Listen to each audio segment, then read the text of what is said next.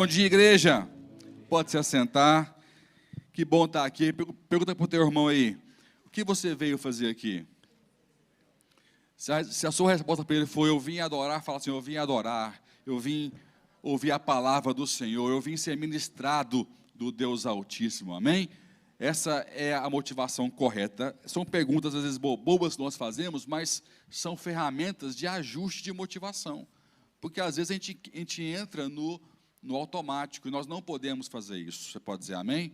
Não podemos entrar no automático. Eu, de sexta para sábado, tive uma visão um pouco incomum. Eu estava dormindo, Deus me mostrou em sonho uma visão, eu estava pregando na igreja, e um número muito pequeno no culto estava em pé, de costas para o altar. Eu achei aquilo estranho, e Deus falou assim, repreende, ministra. Então, obedecendo o que Deus falou, eu quero dizer, eu te repreendo em nome de Jesus, eu te mandei embora daqui, todo espírito maligno que tenta distrair, tirar o foco da igreja, eu repreendo em nome de Jesus. Você pode dizer amém? Bate agora em retirada em nome de Jesus, porque quem está aqui para adorar, para servir ao Senhor, para aprender com Ele, para sentir sua presença, para ser ministrado do Deus Altíssimo, em nome de Jesus. Você pode dizer amém? Então aplaude e celebre ao Senhor, em nome de Jesus. Nada vai tirar a atenção da igreja, nenhum demônio vai fazer você virar as costas para o altar, em nome de Jesus. Em nome de Jesus, eu determino isso e decreto no nome de Jesus. Faça comigo. Visões determinam desfechos. De novo, visões determinam desfechos. Vou te falar uma coisa que eu acho que você já sabe, mas o mundo espiritual briga o tempo todo. Sim ou não? Você sabe disso?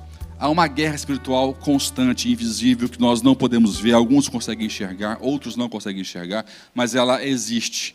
E um dos territórios mais travados, mais disputados, é o território da visão, de como você enxerga o mundo. Porque as coisas que você aprende, as coisas que você ouve, condicionam ou não a forma que você vê o mundo. Sim ou não? Condiciona a situação, condiciona as suas escolhas, condiciona as suas decisões, o seu recuo ou o seu avanço são determinados pela forma como você olha para as situações. Então há uma batalha contínua, invisível, tentando influenciar a forma como você vê o mundo, você vê o casamento, que você vê a igreja. Meu Deus, como há uma força espiritual tentando minar a visão das pessoas sobre a igreja, sobre os pastores, sobre líderes espirituais, sobre pessoas que são membros da igreja, usando, infelizmente, verdades, porque ninguém é fácil. Quem aqui é fácil, levanta a mão.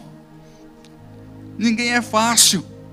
Todo mundo tem um defeito, tem uma dificuldade, mas isso não deturpa, não modifica o evangelho. Olha para cá, os meus defeitos não mudam o evangelho que eu prego.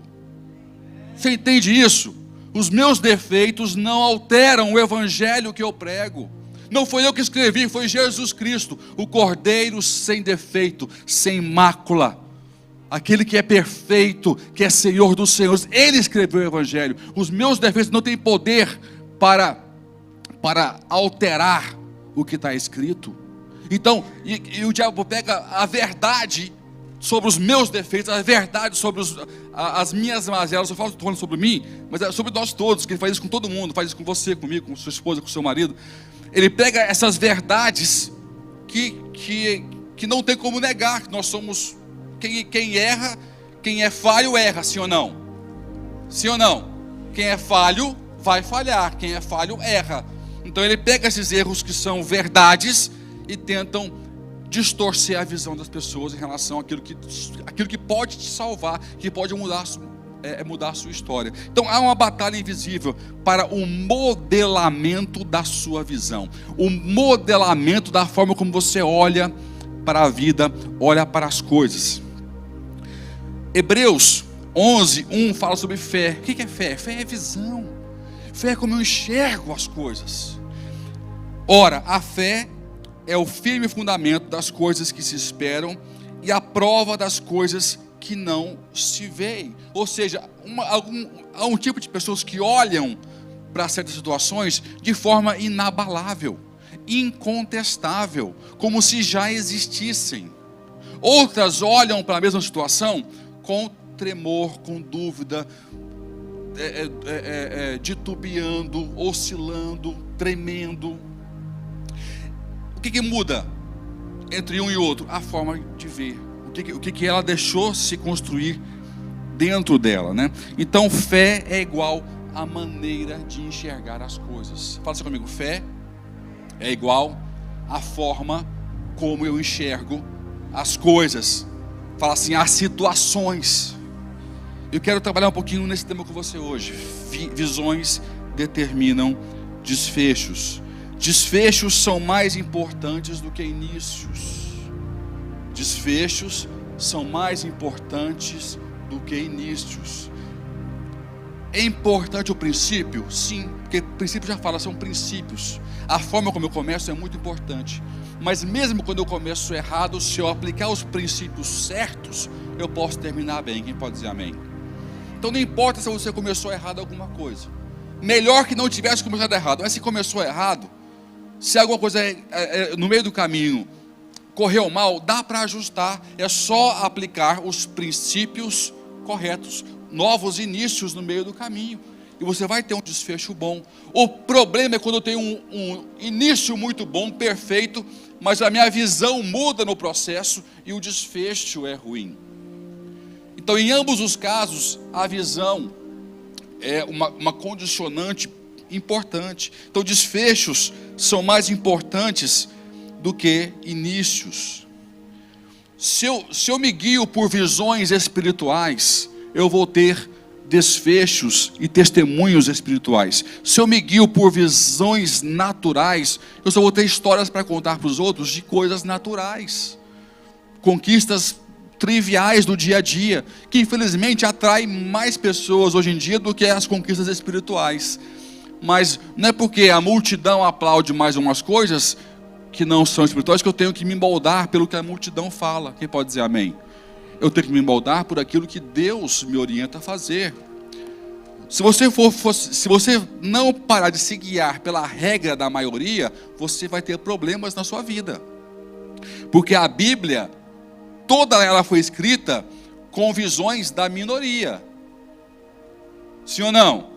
Visões da minoria. Pessoas se destacaram, depois foram rejeitadas porque eram minoria, depois foram aplaudidas, mas elas passaram por um período de solidão e de rejeição, porque o que elas viam, o que elas pregavam, o que elas entendiam era contrário ao que a maioria aplaudia. Se você está buscando se guiar pelo que a maioria faz, pelo que a maioria entende, pelo que a maioria se comporta, você está entrando por um caminho perigoso e possivelmente errado, inclusive na igreja. Nem sempre é a voz essa máxima, né? A voz do povo é a voz de Deus. Nunca vi isso na Bíblia. Deus me livre da voz do povo ser a voz de Deus. Imagina se hoje em dia isso fosse aplicado. A voz do povo não é a voz de Deus. A voz de Deus tem que influenciar o povo, mas a voz do povo não é a voz de Deus. Vai chegar um dia em que a maioria vai falar a mesma coisa. Você pode dizer amém? Vai ser o avivamento, pessoas crendo, orando juntos, todos trabalhando com um só propósito. Mas até lá, cuidado de estar se guiando. Todo mundo fez, todo mundo conquistou assim, todo mundo deu certo assim, todo mundo, sabe, você pode escolher caminhos, às vezes sem volta. Então, há algo em comum entre aqueles que testemunharam as grandezas de Deus do passado e as pessoas que não testemunharam, que é um olhar, uma visão holística sobre as coisas. Holística. Eu costumo dizer, mais ou menos assim, que as pessoas costumam dizer: não, eu sou realista, eu sou lógico. Quem que já ouviu isso? Não é que eu não tenho fé, eu sou realista. Quem que já ouviu alguém falar assim? É muito comum, né? Não, pastor, eu sou muito racional, eu sou muito realista. Deixa eu dizer uma coisa. Visão holística é visão do todo, né? Esse nome holístico foi usurpado muito pelo misticismo hoje em dia. Mas holístico, na sua palavra, quer dizer completo. Uma visão holística do universo, holística espiritual, holística do corpo. Uma visão completa de todos os aspectos. Se você realmente é racional, e não insere no seu racional a componente espiritual, você não é tão racional assim. Vocês estão me entendendo? Vou repetir. Se você falar que não, pastor, eu sou racional, eu sou lógico. Se você na sua lógica não insere a variável espiritual, a sua lógica é enviesada. Ela é carnal. Ela não é holística. Toda verdade holística tem que inserir a questão espiritual, a questão emocional da sua equação.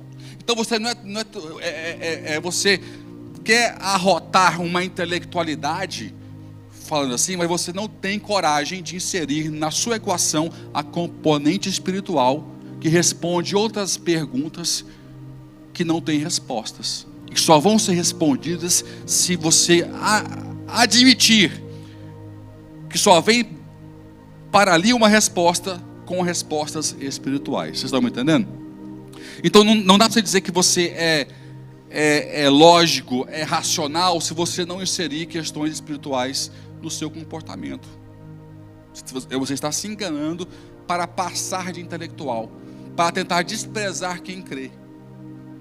Mas também eu acho errado a pessoa que crê, que tem fé, que fala que tem fé, ignorar as questões lógicas e racionais.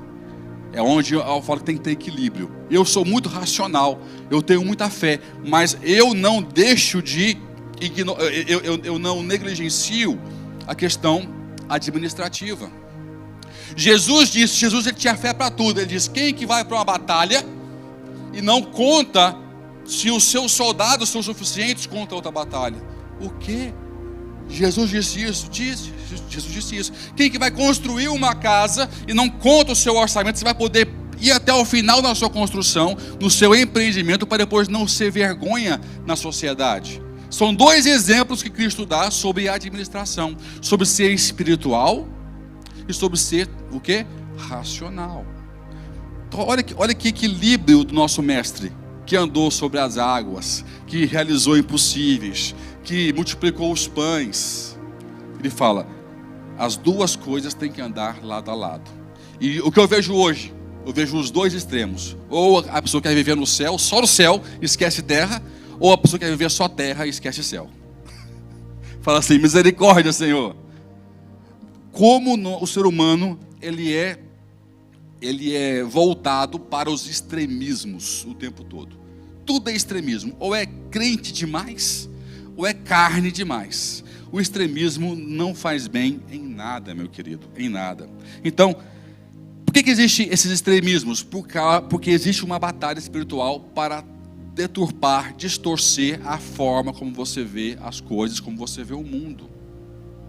E nós temos que ter esse discernimento para não deixar isso acontecer, em nome de Jesus.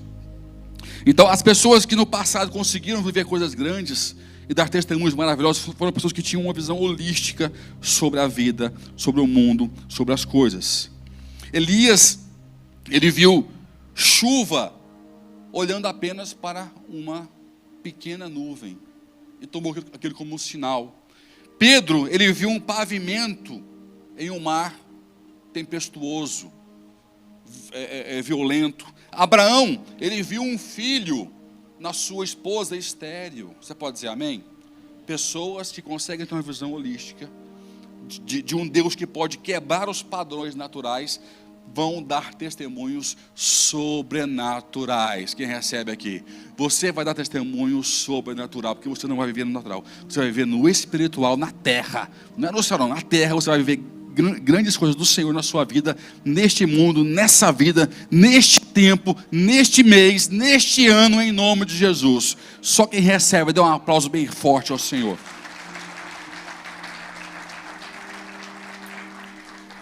Tudo tem a ver em para onde os seus olhos estão sendo esticados. Quem que estica a sua visão? Por isso que é importante discipulado.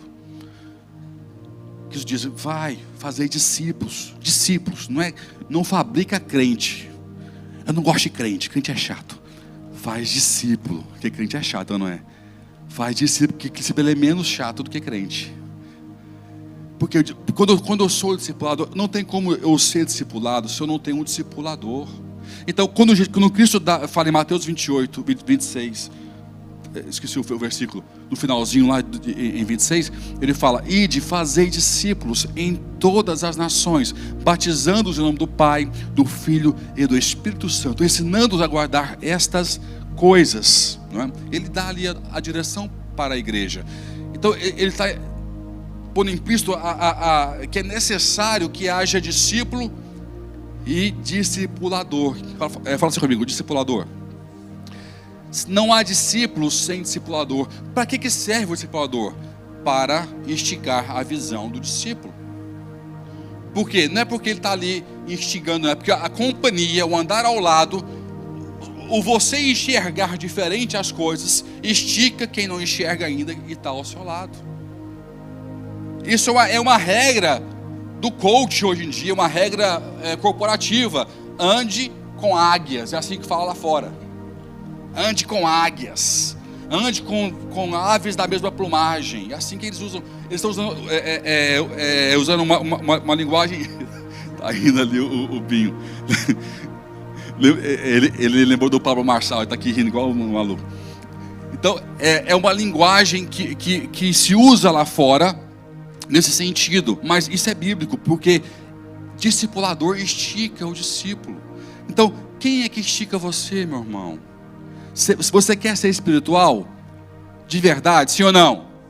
Então faça o que Deus mandou fazer. Uma das coisas é: tenha um discipulador. Há pessoas que não podem dizer: o meu discipulador é fulano de tal, porque não tem. Ou foi o Beltrano, porque nunca teve nenhum. Eu digo: o meu discipulador foi o Bispo Henrique, é o Bispo Henrique. Pelo tempo, o estar ao lado dele esticou minha visão. Imagina, eu, jovem de 20 e poucos anos de idade, ele já com mais de 50, aposentado, capitão de mar e guerra, pastor, depois bispo. Olha a incompatibilidade de visão de um jovem de 20 anos com alguém com mais de 50, com um currículo de vida. Andar junto fez o quê? Fez a visão ser esticada. Eu falei: não, eu vou ser inteligente, eu vou aprender com quem já passou por coisas que eu não passei. Eu vou absorver experiências que eu não preciso ter para aprender. Eu vou somar as que ele tem para contar e para ensinar com as que eu vou vivenciar. Estão me entendendo? Então isso é ser espiritual. Então quem que estica a sua visão? Ah, pastor, eu venho aqui no culto do domingo de manhã e sou esticado. Eu falei: que bênção, mas é muito pouco. É muito pouco só domingo de manhã, ou à noite, ou uma vez por semana ser esticado. É preciso ter um líder, pessoas que estão à sua frente em alguma coisa. É preciso ter um contato diário com a Bíblia, continuamente, porque a Bíblia estica você, ela te rasga, ela te confronta em vários aspectos, ela muda a sua história. Saia do conforto, você pode dizer amém?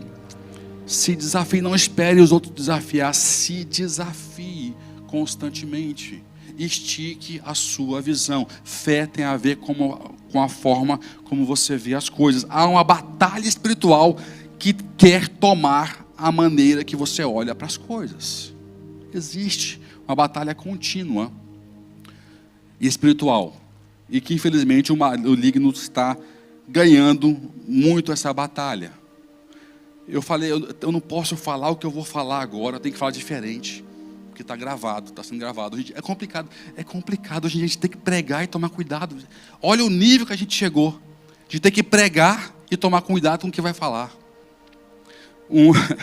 Um discípulo meu, jovem, né, que ele foi educado aqui em Portugal, e tem questões que nós falamos que é pecado, sim ou não? A Bíblia fala que é pecado. E sobre esse tal pecado, que eu não vou aqui mencionar, pregando, que eu não posso hoje em dia falar o que eu penso.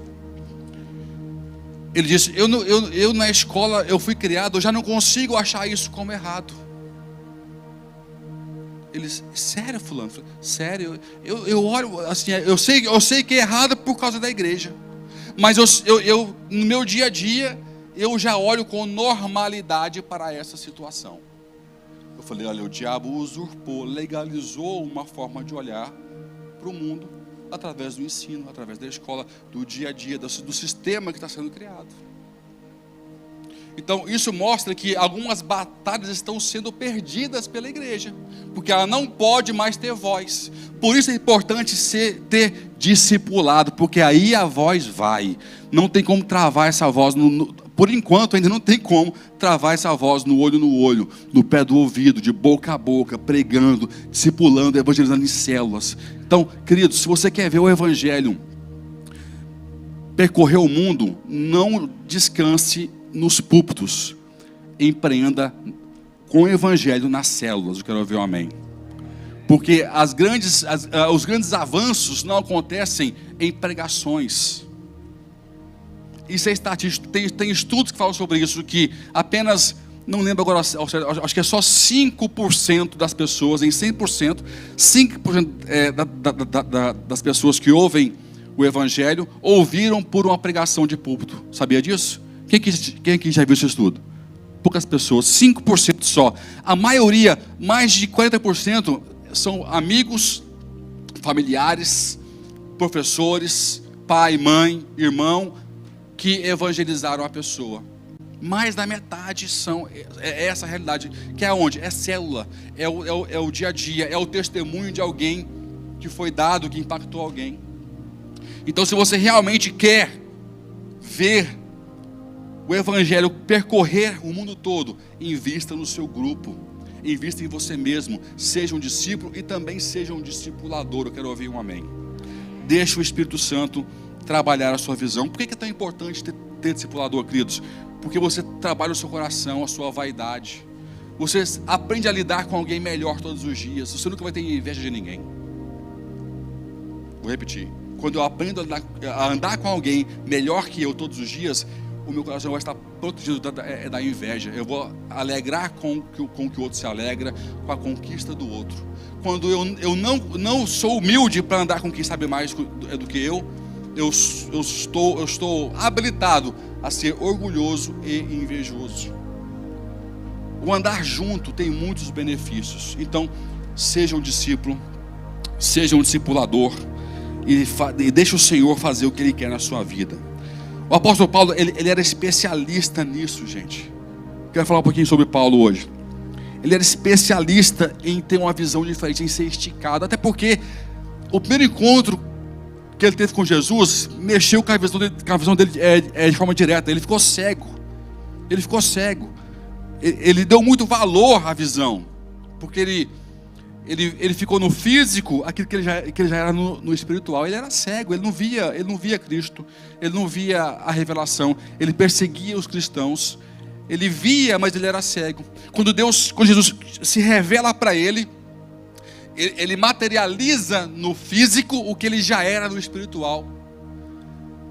Deus não cegou Paulo, ele mostrou para Paulo o que ele já era antes de encontrá-lo. Você vai ficar 3 dias no físico, Paulo, agora, o que você já era no espiritual. Vai encontrar o meu servo, que é Ananias. Ele vai orar por você, e você vai ser liberto da sua cegueira. Mas você vai ficar 3 dias, viu, filho? 3 dias sentindo no físico o que você viveu uma vida toda no espiritual, que é a sua cegueira. Aí Paulo, ele recebe a oração, jejua 3 dias, e a sua visão se abre. Então ele dava muito valor à visão, porque ele sabia o que era ser cego e o que era ver em Cristo. Quem pode dizer amém? Quem quer ver em Cristo aqui? Quem quer ter seus olhos abertos, escamas dos olhos caindo, em nome de Jesus? Fala amém aí. Eu profetizo que você vai ter olhos que vai enxergar a revelação do Senhor. A palavra de Deus vai saltar da Bíblia e vai para a sua vista, para o seu coração. Você vai ser edificado, você vai brilhar onde você passar, porque os seus olhos vão enxergar as coisas do Senhor, as coisas espirituais em nome de Jesus. Você recebe isso aí? Dê um aplauso bem forte ao Senhor e creia nisso. E Paulo registra em 2 Coríntios 5, 7 o seguinte: porque andamos por fé e não por vista. Andamos por fé. Nós andamos por uma ótica diferente da ótica natural.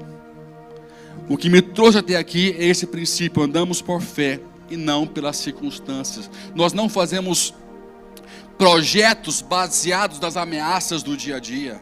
Nós não tomamos escolhas, fazemos iniciativas, baseado se está propício ou não, mas baseado no que Deus coloca no nosso coração. Daí daí que saem as escolhas, saem as iniciativas, saem as decisões daquilo que Deus põe no nosso coração. Então eu vou te falar só uma experiência que Paulo teve com Silas. Abra aí lá em Atos 16, vamos ler um pouquinho. Eu sei que você lê pouco a Bíblia. Olha as risadinhas. Então nós vamos ler um pouquinho aqui a Bíblia hoje. Quem veio aqui para estudar, diz amém aí. Que bom, então vamos estudar. Não quero só pregar não, quero ensinar. Pastor, é diferente? Um pouquinho.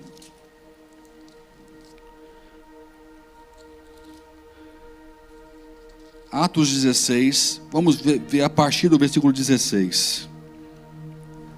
Once when you are going to... não, isso aqui está em inglês, é porque eu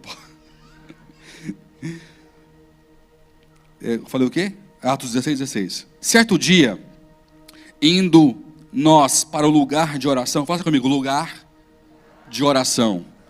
Meu irmão, não mexe com quem está orando. Como fala aquele ditado, não mexe com quem está quieto.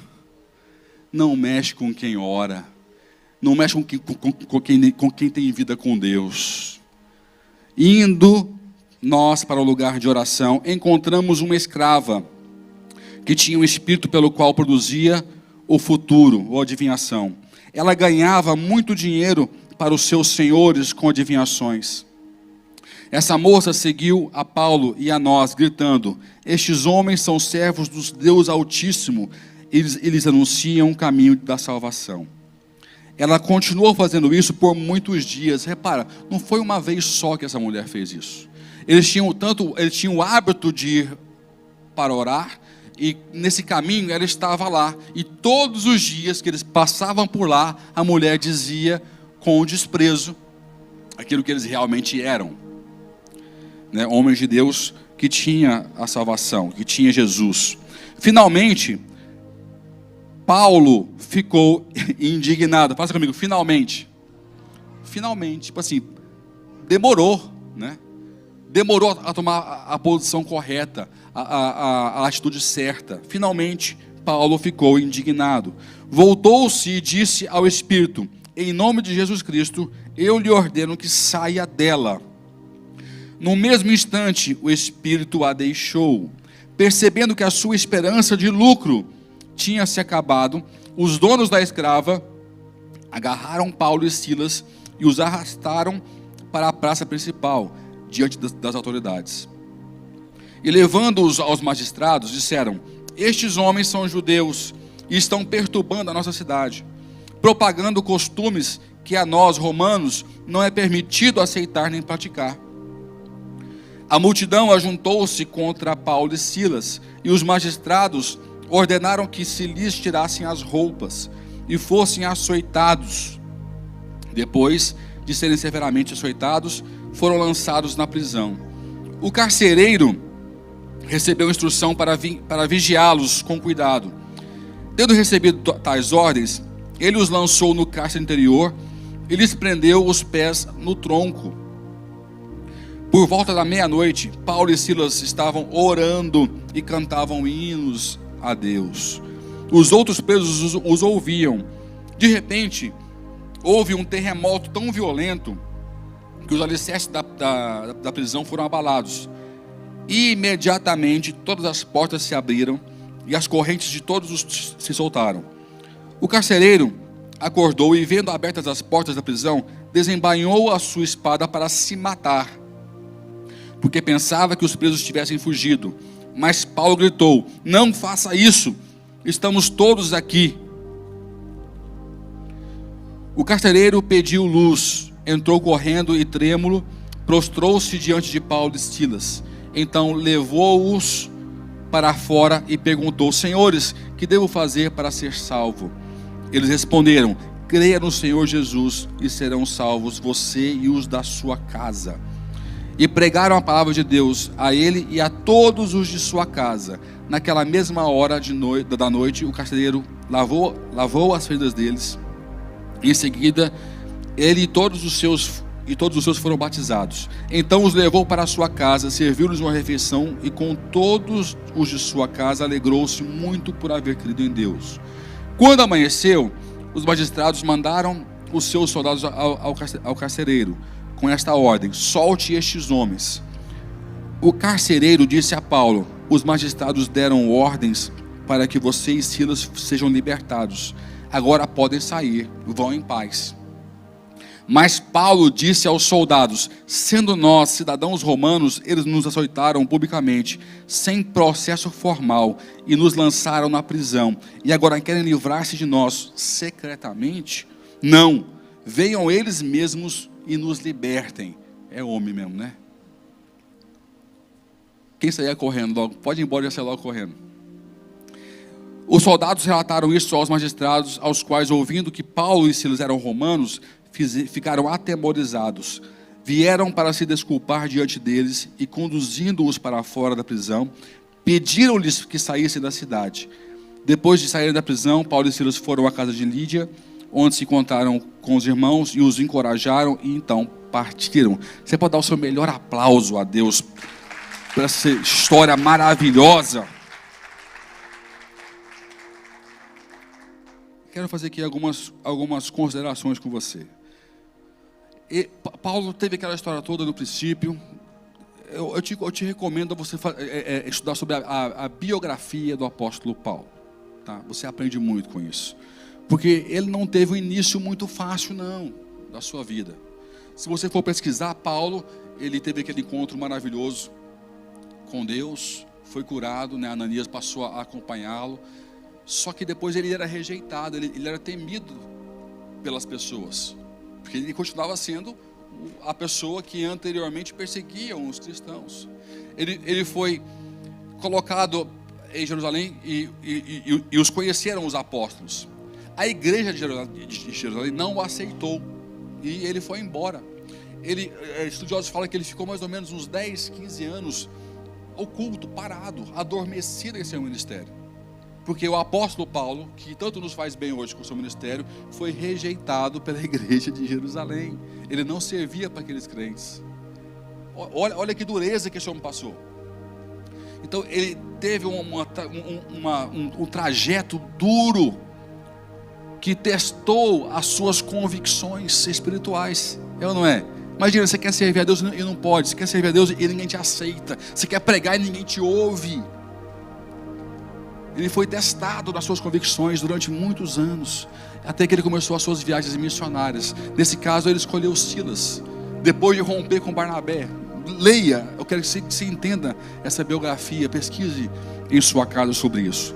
E aqui nesse encontro nós vemos algo fantástico, que quando nós não temos nada para nós por mais valioso, e Deus é o nosso maior bem, milagres maravilhosos acontecem. Essa situação simplesmente está dando início à igreja de Filipenses. Eles estão em Filipos. É o primeiro contato de Paulo em Filipos. Ele conheceu Lídia, conheceu essas pessoas que se converteram na prisão, os prisioneiros, a escrava que adivinhava. Todo esse grupo se converteu. E ali o núcleo da poderosa Filipenses estava nascendo. Mas alguém teve que pagar o preço por isso. Alguém teve que sofrer, que ser preso, que enfrentar as hostes malignas daquele local, para que algo pudesse acontecer. Então tudo tem um princípio. E eu louvo a Deus porque Ele levanta pessoas dispostas a se doar, a se sacrificar, para que algo que não existe, que é precioso aos seus olhos, possa vir a existir. E aqui você vê como é que o diabo tenta atacar a visão de Paulo mais uma vez, a visão de Paulo e de Silas. Silas era um profeta. Há quem diga que ele foi um dos que escreveu as cartas de Paulo, porque Pedro o menciona em 1 Pedro, que Silas, ele fala outro nome lá, que ele tem um sinônimo em latim, me ajudou a escrever essa carta. Então Silas, ele tinha um papel ativo de profeta e de escrivão na igreja. E eles estavam ali, e o diabo tenta golpeá-los nas áreas que ele nos golpeia, que é a área da identidade, fala comigo, identidade, liberdade, corpo e direito. De novo, identidade, liberdade, corpo e direitos. O diabo vai sempre tentar te golpear nessas 4 áreas para mudar a sua visão. Se ele conseguir, você perde a sua fé, você perde o seu foco, você perde a direção que Deus tem para a sua vida. Quando Paulo e Silas, eles são presos, a primeira atitude que fazem com eles é de rasgar suas vestes. Não é? E não é eles que estão rasgando as vestes deles. Quem? Os soldados, os magistrados. O que é vestes na Bíblia? É identidade. Cada um se vestia consoante aquilo que era. Era muito. Se fosse hoje em dia, cada um aqui está aqui agora consoante o seu ofício, o seu chamado. Hoje em dia você não sabe mais quem é quem pela veste. Muito raro. Muito raro. Algumas coisas muito específicas.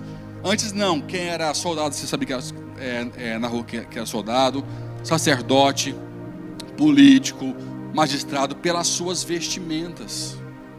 Quando eles pegam e rasgam as vestes do apóstolo Paulo e de Silas, eles estão rasgando a identidade espiritual deles. É um ataque à identidade. Fala assim comigo: Deus vai me guardar de todo ataque sobre aquilo que eu sou no Senhor, em nome de Jesus. Você recebe isso? Ele vai te guardar, porque é onde o diabo ataca. E é um padrão, porque ele não tem mais ferramenta. Com o crente, ele não tem muito recurso. Ele tem que ir nos pontos que ele pode ir, porque ele não tem controle sobre você. Então, ele tem que te entregar a você mesmo. Eu estava pensando, meditando no meu dia a dia, semana passada, que quando o inimigo não consegue tocar em você, ele te entrega a você mesmo. Eu falo baseado na minha própria experiência. Quando eu iniciei o meu ministério, eu fui muito atacado a nível espiritual. Muito, muito, muito. Só que todo ataque que vinha para mim, vinha mais bênçãos. Cada ataque que vinha para a minha vida, eu tinha multiplicado o que me era retirado. Financeiramente, casamento, no ministério. Gente, eu fui muito humilhado na vida. Muito, muito, muito, muito.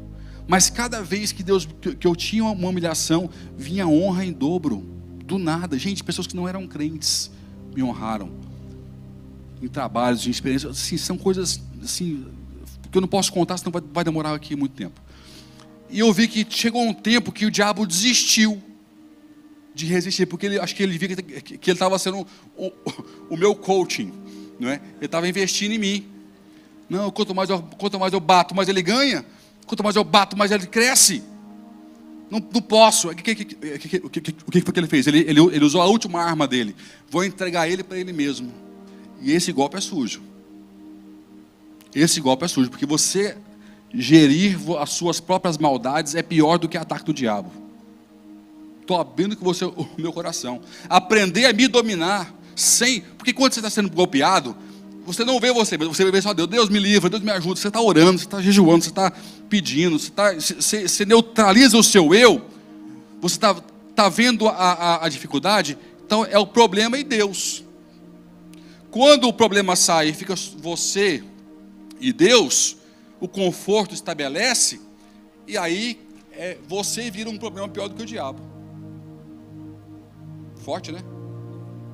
Mas porque você passa a lidar com sentimentos que você não conhecia antes, que não tinha tempo, estava sempre brigando, orando. Você passa a se conhecer, e ali o diabo começa a atacar a sua identidade, o seu propósito, quem você é. Assim foi com Jesus. Qual foi a primeira coisa que ele falou para Jesus lá no monte da tentação? Se tu és o quê? Olha só. Se tu és quem você fala que você é, você pode fazer isso aqui, ó. Ataque aonde? Fala assim comigo: identidade. 2 coisas o diabo vai fazer com você. Uma, não deixar você saber quem você é. Segunda, atacar você quando você descobrir quem você é. Quer a má notícia? Ele está tendo sucesso muito na primeira opção, não deixando você descobrir quem você é. Ele está ganhando aqui a batalha. Não deixando a igreja saber quem ela é, o que ela pode fazer, o seu potencial, a sua identidade profética não está nascendo, porque ele está golpeando, dizendo que você não é nada, ou dando para você motivações para não aceitar quem você é. Quando você abraça esses argumentos que o diabo te dá, você está aceitando o inimigo rasgar as suas vestes espirituais. Fala assim, está amarrado em nome de Jesus. Eu sou quem Deus diz que eu sou. Em nome de Jesus você é. Não abra mão de quem você é em Deus. Se conheça em Deus. Myles Munroe, ele dedicou sua vida toda dizendo, conheça o seu propósito. 98% das pessoas do mundo não sabem o seu propósito, não sabem quem são ou para o que nasceram, elas não sabem. A igreja sabe ser crente, mas não sabe ser profeta. Você é alguém em Deus com um papel específico para este reino. Eu quero ouvir amém. Você tem que abraçar isso. Não deixe o inimigo golpear a sua identidade, rasgar suas vestes. Segundo ponto, ele tentou roubar a liberdade de Paulo e de Silas. Colocou eles na prisão. É um ataque à liberdade.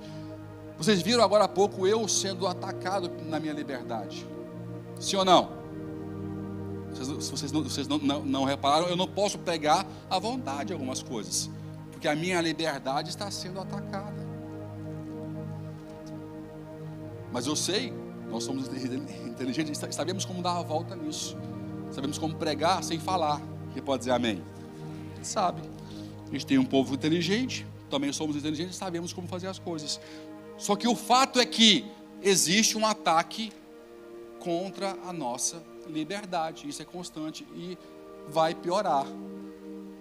Fala, está amarrado, só para ser bonito, fala, está amarrado. Mas não adianta amarrar, porque é assim que vai acontecer. Está escrito. Uma coisa é você repreender o que o inimigo quer fazer contra o que Deus quer. Outra é o que está escrito.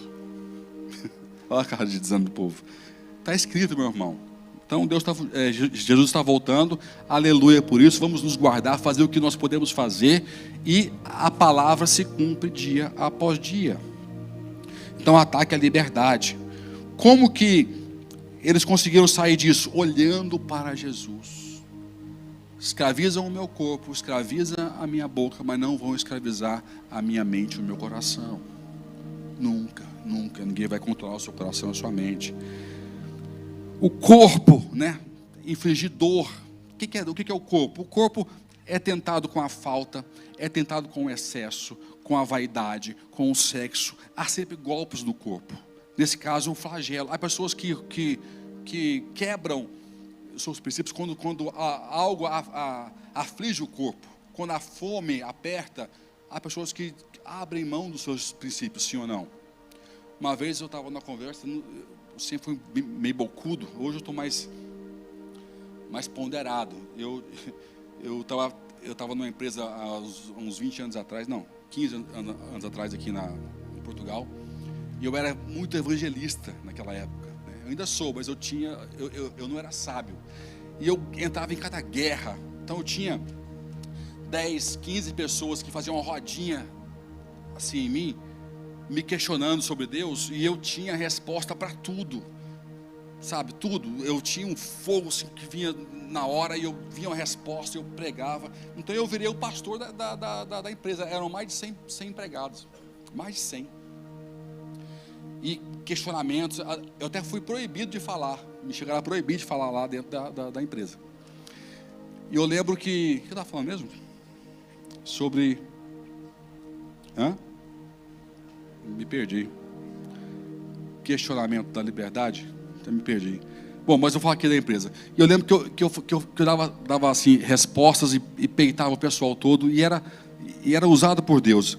Até que um dia eu fui proibido de falar de Jesus nessa empresa, sabe? E o corpo da gente quer fazer as coisas, mas é privado de fazer. Você quer pregar, é muito ruim você viver esses cerceamentos. E eu pude experimentar isso, e Deus foi me honrando. Até que uma das primeiras células que nós abrimos na igreja foi num carro que eu tinha, um carrinho velho, na porta da empresa. E tinha lá um amigo nosso que ia para o carro todos os dias para fazer célula e para ler a Bíblia, todos os dias. E ali foi a primeira conversão da igreja, foi naquele carro. Ele foi para a igreja, ele virou pastor e foi crescendo assim a igreja. Mas eu fazia no meu carro, era um Seat Ibiza vermelho, velho, parecia uma patrola, barulhento, mas ali eu andei naquele carrinho muito tempo indo para a igreja, levando pessoas para a igreja, né, e Deus me honrando. Mas o inimigo, ele tenta atacar você em todos os aspectos, na liberdade, na identidade e no seu corpo, para que você venha a ser cerceado. E, por último, no direito. Paulo era romano, também como era Silas. E eles não tinham direito de fazer aquilo com eles por serem romanos. Tanto é que eles se assustam quando Paulo fala: como é que vocês me prendem sem o processo legal, correto? Porque eu sou romano e ele também. E eles ficam morrendo de medo quando ele faz isso. Então tentaram roubar o quê? O direito do apóstolo Paulo e de Silas. Então, como é que Paulo venceu tudo isso? Ultrapassou esses problemas? Como que eles fizeram isso? Olhando para o Senhor. Podem me prender, podem dizer que eu não sou quem eu sou, eu sei quem eu sou. Podem roubar os meus direitos, não tem nenhum problema. Podem até machucar o meu corpo, com sede, com fome, com tentações, mas não vão tirar o meu olhar para Deus e nem a minha adoração. Quem pode dizer amém? Eles adoraram e eles oraram. Queridos, quando as circunstâncias não afetam a sua visão, tudo à sua volta tem que convergir para o que Deus quer realizar. Vou repetir. Quando as circunstâncias não afetam a sua visão, você se mantém fiel olhando para o Deus Altíssimo, orando, adorando, sendo quem você é em Deus. O que está à sua volta te impedindo vai ter que se amoldar, se ajustar para que aquilo que Deus quer fazer em você possa acontecer em nome de Jesus. Enquanto Paulo estava adorando, orando, repara que não fala assim: Paulo intercedeu e repreendeu a cadeias. Fala assim a Bíblia? Não fala. Paulo não repreende as cadeias. Ele não pede liberdade. Ele não pede cura para o seu corpo. Olha que bacana, gente. Ele simplesmente adora. Ele ora ao Senhor. E o que está à sua volta começa a se ajustar. O ambiente que não era propício para alguém que era para ser livre, começa a mudar para liberdade. Um terremoto acontece, que não machuca eles, mas abre as cadeias dos pés e das portas, e eles podem sair dali. Você pode aplaudir bem forte o Senhor?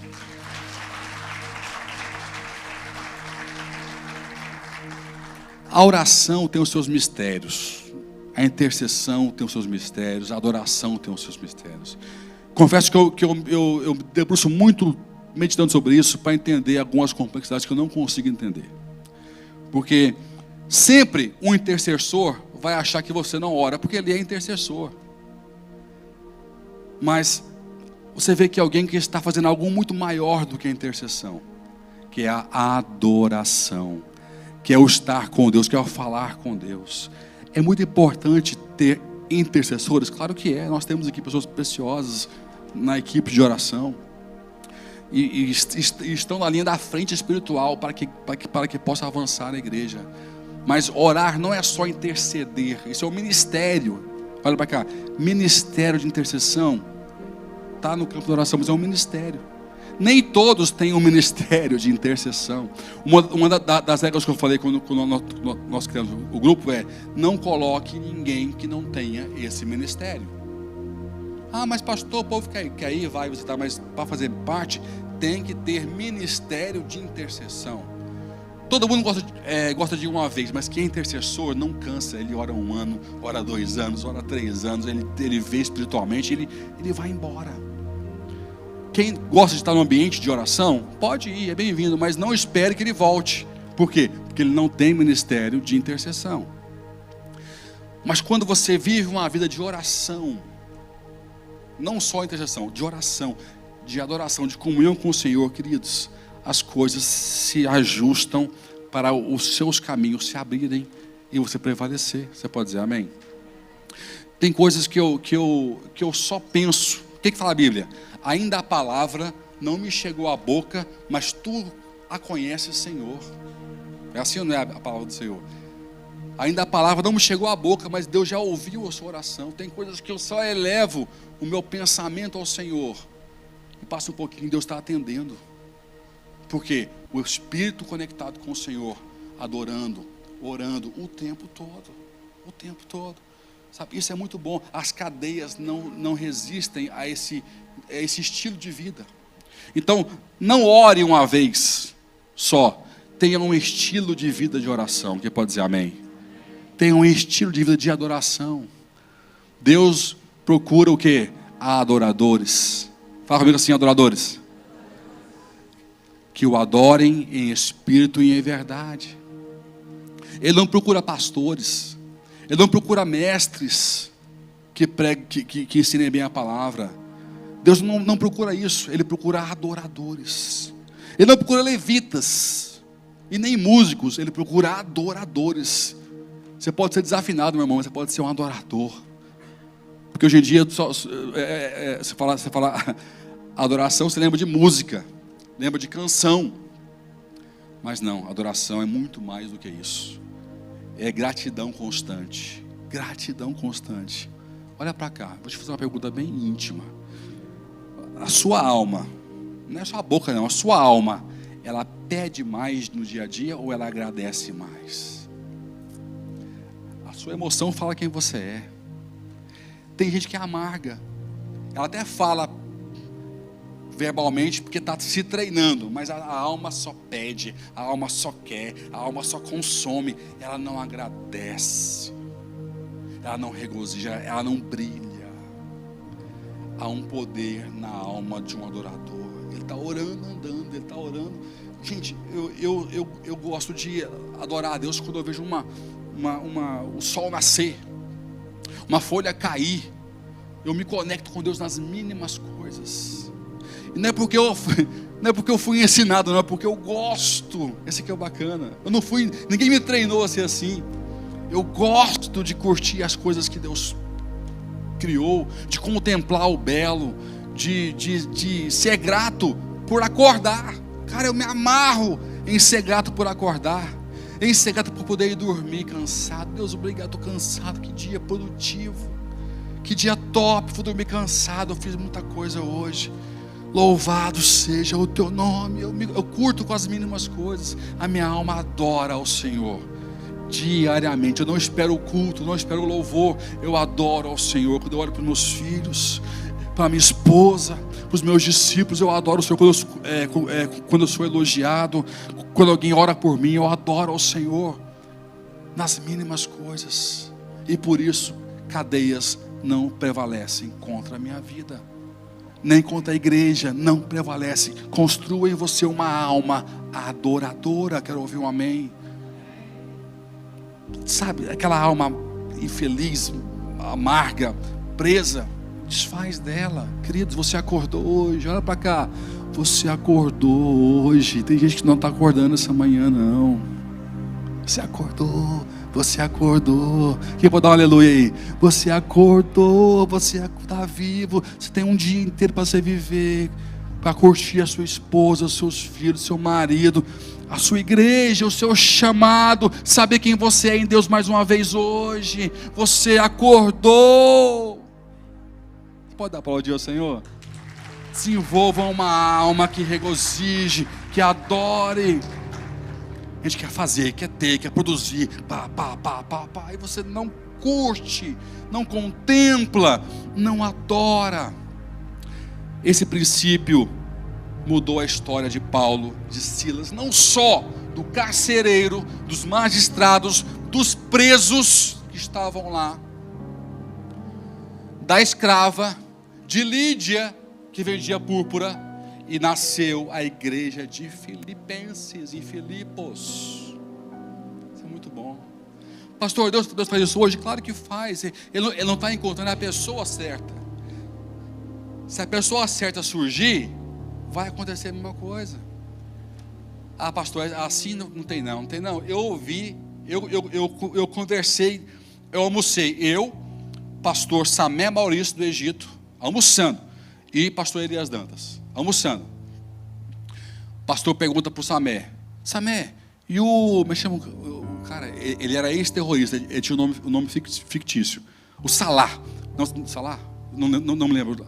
Abdala, acho que é isso. Aí o fulano de tal está preso ainda. Começou assim a conversa: está preso ainda? Eu falei: como assim está preso ainda? Não, soltaram ele, igualzinho Paulo e Silas. Soltaram ele, mas por quê? Não, porque ele foi preso por charlatanismo. Estava pregando nas vilas islâmicas e todo mundo se convertendo, demônios sendo expulsos. E isso para lá é proselitismo e charlatanismo, porque para eles Cristo é mentira. Então ele foi preso por charlatanismo. Estava na cadeia. E eu ouvi o Samé falar com o Elias a história. E tinha lá uns presos doentes. Ele orou e foi curado. E aí a família dos presos souberam. E passou a levar os parentes na cadeia. E aí ia lá e eles também eram curados. Aí os soldados começaram a pedir oração para ele também. E depois as pessoas que conheciam os soldados, família, irmão, tudo mais, passou também a ir na cadeia lá para também pedir oração para esse fulano. E eu estou ali chocado, ouvindo uma história bíblica na minha frente, hoje no Egito acontecendo. E ele fala o seguinte, aí chega o dono e fala: por favor, vai embora. Tá demais você aqui, tá dando problema aqui, porque as pessoas estão convertendo. Nós não sabemos como explicar isso para a chefia para cima. Então, por favor, você pode ir embora. Desculpa, vai embora, vai fazer o que você tem que fazer. E libertou o cara, rapaz. Você pode aplaudir o Senhor? Libertou o cara. E eu estou ouvindo isso. Eu ouvi isso na primeira pessoa. O pastor dele estava contando para mim na mesa. Queridos, Deus faz a mesma coisa quando encontra a mesma alma. Seja a alma certa, porque o Deus certo você tem. Vou repetir: seja a alma certa, porque o Deus certo você tem. Ele pode todas as coisas na sua vida.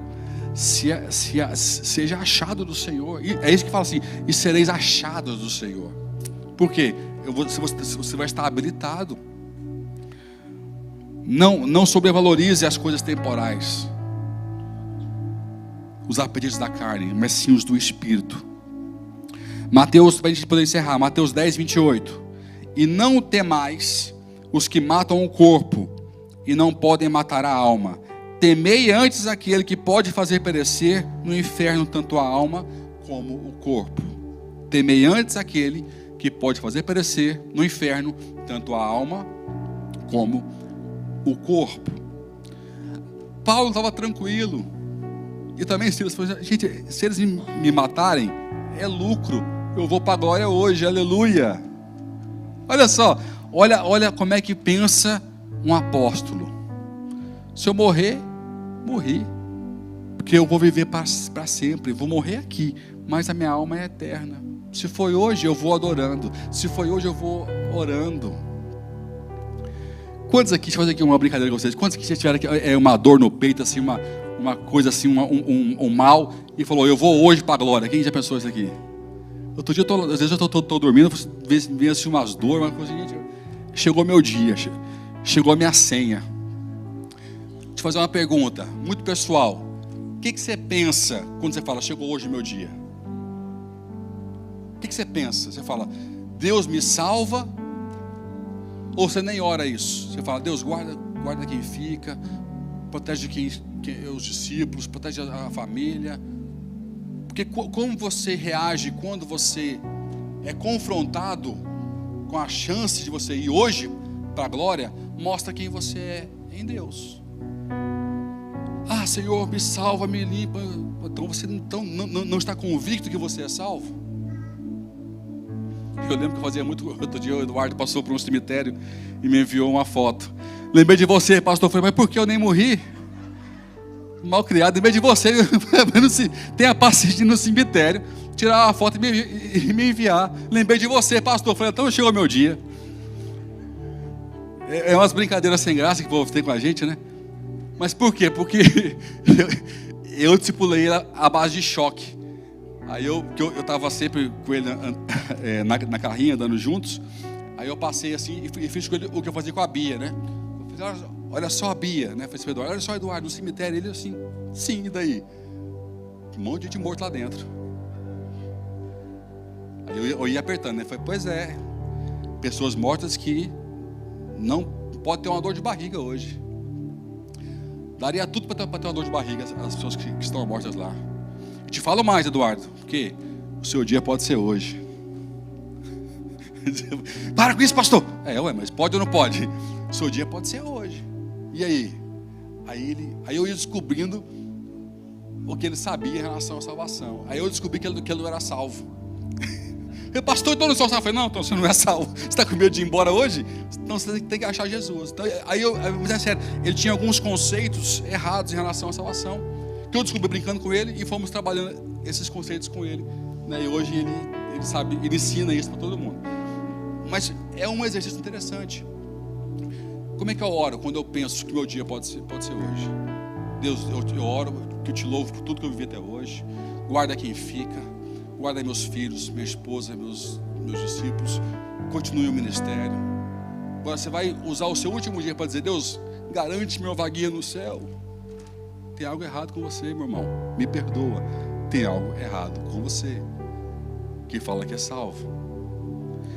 Ele fala que aquela frase que a gente fala para todo mundo, ele está aqui, ó.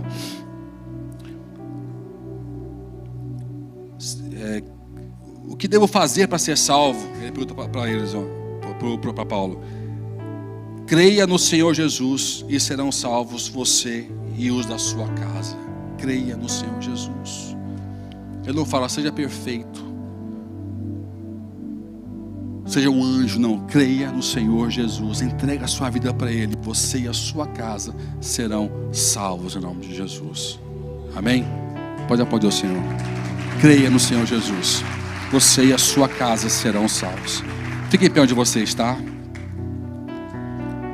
Não sei em que área o diabo tem golpeado você, se é na identidade, se é na liberdade, se é no seu corpo, na escassez, na ganância, na cobiça, na vaidade, nas questões sexuais, no corpo, né?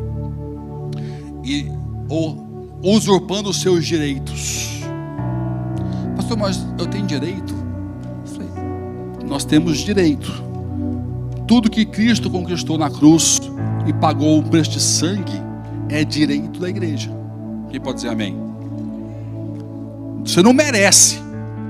Atenção, você não merece, mas você tem direito. Salvação é um direito quando eu creio em Jesus. Porque eu sou justificado pelos quê? Fala assim, sangue de Jesus. Eu sou justificado pelo sangue de Jesus. Então logo é um direito de ser salvo. Não é porque eu mereço, porque eu sou pecador.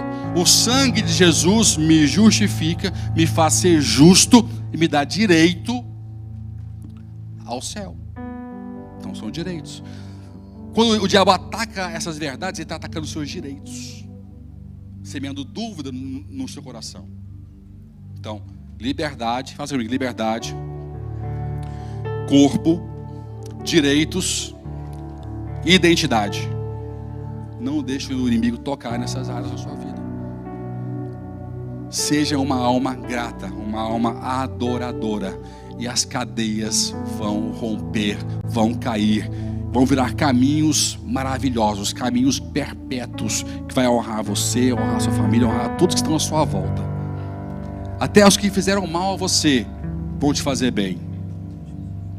O primeiro ato, porque eu acho que um dos que bateram em Paulo e Silas foi o carcereiro.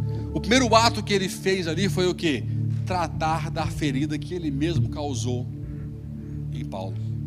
E levou para casa e tratou-lhe das suas feridas. Aqueles que hoje te golpeiam por não entender nada, vão ser os mesmos que vão te ajudar a sarar, te dar uma mão para poder ir mais além, poder poder ir avante como você nunca imaginou antes. Recebe isso aí? Os teus opressores vão ser os teus promotores, em nome de Jesus. Deus vai usá-los com poder e com graça para te catapultar para novos patamares, novas conquistas. Eu quero ministrar essa unção em você hoje. A unção de ter uma alma adoradora, uma alma grata, uma alma que adora ao Senhor independente da situação, em cárcere ou fora do cárcere. Não importa, que você sabe o Deus que você tem, quem Ele é, o que Ele importa para a sua vida. O resto é consequência. Nós não temos que saber tudo. Eu vou fechar com isso aqui. Olha para cá.